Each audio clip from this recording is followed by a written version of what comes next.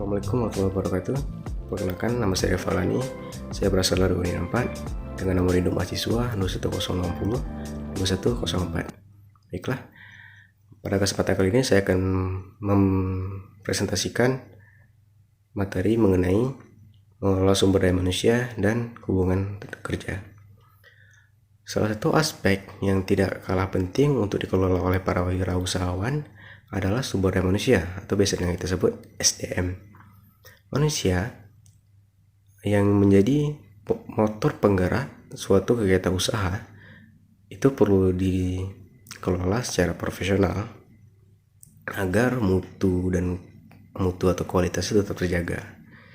Baiklah, definisi sumber daya manusia. Definisi sumber daya manusia adalah individu-individu yang memberi sumbangan berharga pada pencapaian tujuan sistem organisasi kewirausahaan. Oke, sumbangan adalah hasil produktivitas pada posisi yang dipegang. Pengertian manajemen sumber daya manusia. Manajemen sumber daya manusia atau biasa kita sebut MSDM adalah pemanfaatan para individu untuk mencapai tujuan-tujuan organisasinya. Tujuan manajemen sumber daya manusia adalah meningkatkan kontribusi produktif para karyawan bagi organisasi secara strategik, etis, dan bertanggung jawab sosial.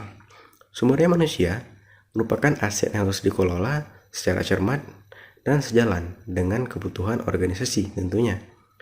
Ini adalah tabel dari ruang lingkup manajemen sumber daya manusia secara holistik. Bisa kita lihat ini pertama adalah fungsi sampai fungsi sumber daya manusia, manajemen sumber daya manusia. Setelah ada scope, fungsi operasional dan subfungsi operasional. Yang A, pengadaan SDM, dengan pengadaan, subfungsi operasionalnya perencanaan SDM, penarikan SDM, seleksi SDM, penempatan SDM, dan pembekalan SDM. Poin B, pengembangan SDM. Fungsi operasional pengembangan, subfungsi operasionalnya adalah pendidikan dan pelatihan, serta pengembangan karir. Poin C, pemeliharaan SDM. Yang fungsi operasional adalah kompensasi, integrasi, hubungan pemburuan, dan PHK. Yang kedua adalah instrumen MSDM. A, analisis jabatan, B, penilaian prestasi kerja, dan C, evaluasi jabatan. Baiklah, apa perbedaan MSDM dengan manajemen personalia? Dalam istilah manajemen personalia, terkandung bahwa karyawan atau personalia hanya dianggap salah satu faktor produksi saja, yang tenaganya harus digunakan secara produktif bagi pencapaian tujuan perusahaan. Jadi seperti ya kerja aja gitu, kerja biasa. Sedangkan dalam istilah MSDM, terkandung pengertian bahwa karyawan yang ada dalam perusahaan merupakan aset yang berharga bagi perusahaan tersebut, sehingga harus dipelihara dan dipenuhi kebutuhan yang baik. Nah, itu perbedaannya. Sekarang kita masuk ke tujuan-tujuan MSDM, manajemen sumber daya manusia. Tujuannya ada 4 di sini. Tujuan pertama adalah tujuan operasional, tujuan fungsional, tujuan kemasyarakatan, dan tujuan personal. Tujuan organisasional. Tujuan organisasionalnya adalah memastikan bahwa MSDM berkontribusi pada efektivitas organisasional. Departemen SDM membantu para manajer untuk mencapai tujuan-tujuan organisasi. Dalam hal ini, para manajer tetap bertanggung jawab penuh atas para bawahannya. Departemen SDM hanya memberikan dukungan dalam hal-hal yang terkait mengenai pengelolaan SDM. Tujuan fungsional. Tujuan fungsional adalah menjaga kontribusi SDM dalam tingkat yang layak bagi kebutuhan organisasi. Sumber daya akan terbuang percuma jika MSDM tidak direncanakan secara optimal sesuai kebutuhan organisasi. Ya, lanjut ke tujuan kemasyarakatan. Tujuan kemasyarakatan adalah bersikap etis dan bertanggung jawab sosial terhadap kebutuhan dan tantangan masyarakat, sembari meminimalkan dampak negatif tuntutan tersebut bagi organisasi. Terakhir adalah tujuan personal. Tujuan personal adalah membantu para karyawan mencapai tujuan-tujuan pribadinya. Sejauh tujuan itu mendorong kontribusi individual bagi organisasi. Tujuan personal para karyawan akan tercapai jika para karyawan dipelihara, dipertahankan, dan dimotivasi dengan baik. Jika tidak demikian, kinerja dan kepuasan karyawan akan menurun dan karyawan bisa meninggalkan organisasi. Tentu kita tidak ingin menginginkan hal itu pada dunia kewirausahaan. Fungsi-fungsi MSDM. Poin pertama, persiapan dan seleksi. Situ ada analisis dan desain jabatan, perencanaan SDM, rekrutmen, dan seleksi. Setelah itu ada pengembangan dan evaluasi yang termasuk orientasi, penempatan, PHK, dan pelatihan dan pengembangan, perencanaan karir, serta penilaian kinerja. Fungsi-fungsi MSDM lanjut, kompensasi dan proteksi yang mencakup upah atau gaji, insentif, tunjangan, dan layanan, serta keamanan, keselamatan, dan kesehatan. Hubungan kekaryawanan dan audit. Hubungan kekaryawanan, hubungan serikat pekerja manajemen, dan audit MSDM.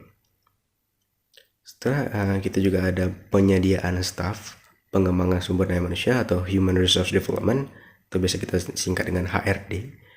Terus kompensasi, keselamatan dan kesehatan, dan hubungan karyawan dan pemburuan. Baiklah, penyediaan staf. Penyediaan staf atau staffing merupakan proses memastikan bahwa organisasi memiliki jumlah karyawan yang tepat dengan berbagai keahlian yang memadai untuk menjalankan pekerjaan-pekerjaan yang tepat pada waktu yang tepat untuk mencapai tujuan organisasi di waktu yang sudah ditentukan. Nah, penyediaan staf mencakup analisis jabatan, perencanaan SDM, perekrutan, dan seleksi. Sedangkan pada pengembangan SDM atau Human Resource Development (HRD) adalah fungsi MSDM, fungsi utama MSDM yang tidak hanya terdiri dari pelatihan, pengembangan, namun juga aktivitas-aktivitas perencanaan pengembangan karir individu, pengembangan organisasi, serta manajemen penilaian kinerja. Kompensasi mencakup seluruh imbalan. Kompensasi adalah mencakup seluruh imbalan yang diberikan kepada karyawan sebagai penghargaan atas jasa yang mereka berikan, yang meliputi kompensasi finansial langsung, kompensasi finansial tidak langsung atau kita sebut sebagai tunjangan, dan kompensasi non finansial. Kompensasi finansial langsung adalah bayaran yang diterima dalam bentuk gaji, upah, komisi, bonus, dan sebagainya. Sedangkan pada kompensasi finansial tidak langsung atau tunjangan, semua imbalan finansial yang tidak termasuk dalam kompensasi langsung, seperti cuti yang dibayar, cuti sakit, liburan, asuransi kesehatan, asuransi lain-lainnya lah, dan sebagainya. Sedangkan pada kompensasi non finansial adalah kepuasan yang diterima seseorang dari pekerjaan itu sendiri atau dari lingkungan psikologis atau fisik di mana orang tersebut bekerja, lebih kepada kenyamanan lingkungan kerja lah.